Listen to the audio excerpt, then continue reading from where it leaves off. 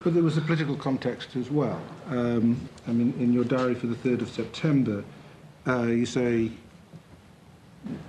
we went through some of the hard questions on Iraq. The hardest was why now?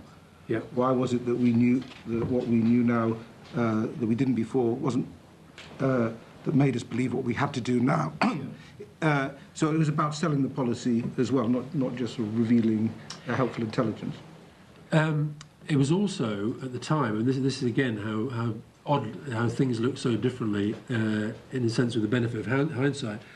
At the time, I don't know if you remember, but over the summer holiday, over the August period, I mean, up till then things had been relatively calm, and then I think it was Jim Baker and Brent Scowcroft made a couple of pretty high-profile interventions in the American debate on, if you like, the State Department side of the argument, and the neocons really cranked it up, and Cheney and Rumsfeld were out making, and their people were out making some pretty neocon-type statements. And part of the thinking, when the Prime Minister came back from his summer break, and then we went to, I think it was Mozambique, and then to a Sustainable Development Conference in South Africa, and then we decided to have a press conference in Sedgefield, and that was where he said we're going to bring forward the process on the dossier. And part of that was actually about trying to calm the situation. He made the point, I think, in the September the 3rd press conference in Sedgefield. Again, no decisions have been taken. Conflict is not inevitable. People are getting ahead of themselves. But what he did want to do was to set out for the public in as accessible a way as possible the reasons why he had become more concerned. So this very much then depended on the newness of the information, the revelatory nature of the dossier. Partly, not partly, yeah, not wholly, but partly. Just again, another bit of context was the meeting that you then had a few days later in Camp David, which we've already been discussing, where the question of presentation became a big issue between, and you discussed it with Dan Bartlett, your opposite member in the White House as well. So was there a sense of needing to influence each other's, the American debate as well as the British debate, isn't it? I think, as I said earlier, I think American opinion was in a different position, but on these big global issues. You've mentioned the neocon. Yeah, but also, I mean, I was interested in Chris Mayer's evidence when he talked about his assessment of opinion as he went around the States not being terribly supportive of the administration. I didn't have that impression, I must admit, but I thought that was quite interesting. But I think that we certainly, it wasn't a question of trying to influence them influence us, but we were aware that our communications had an impact on their positions, and even more so, I suppose, their communications had an impact on us. And to be fair to Dan Bartlett and Karen Hughes and these people, they were always very up for being told very, very frankly, where sometimes their communications didn't help ours at all. So we did have those sorts of discussions. Now, if we now move to the actual production of the dossier, this wasn't the first time the issue of a dossier had come up. No. So there'd been two papers prepared. Apologies. Not Mr. Blair. I won't check. I don't know if he's watching. I think it's more like it's with the Burnley chairman, just we're trying to get a new manager. But There'd been two papers beforehand. There'd been one prepared by the JIC in March 2002. Is that correct? March or February. Yeah, it was passed to number 10 on the 21st of March. Right.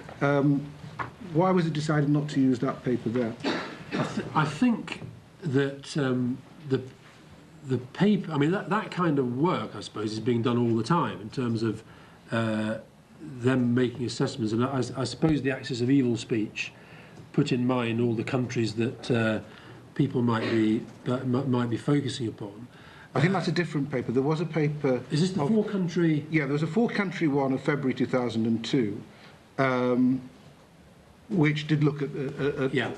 so And then so I mean I'm happy to talk about that because that is important for the reasons you've just given. So do carry on saying well, something about that. as I recall it, there was a paper prepared within the JIC process, as it were, across the four countries, decided and just really put to one side, not for any great reason other than the fact that it just didn't. It wasn't the sort of thing that was going to be put in any way put into the public domain at that time. No rhyme or reason for it to have been done so at that time. But, I mean, and then work began on a Iraq-specific. I mean, there would have been one reason perhaps for caution on the February 2002 one, is that by looking at Iran, Libya, North Korea, as well as Iraq, it would have brought home the fact that, as we've heard in evidence from Tim Dowes and William Ehrman, that those other countries were actually further advanced and of greater concern in terms of nuclear weapons, in particular, than Iraq. Yeah, and I think that's why, I think when you talked about those questions that you read from my diaries in September when we were up in Sedgefield, why Iraq was a very, very important question as well.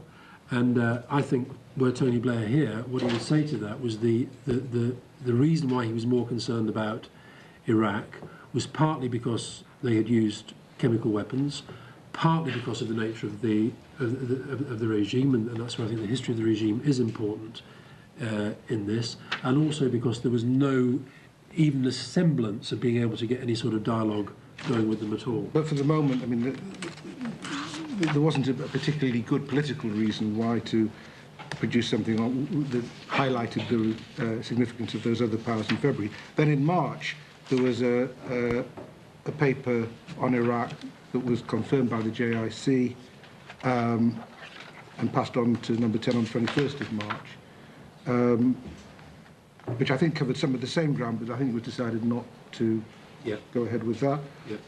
Why not in March? Again, this is just me.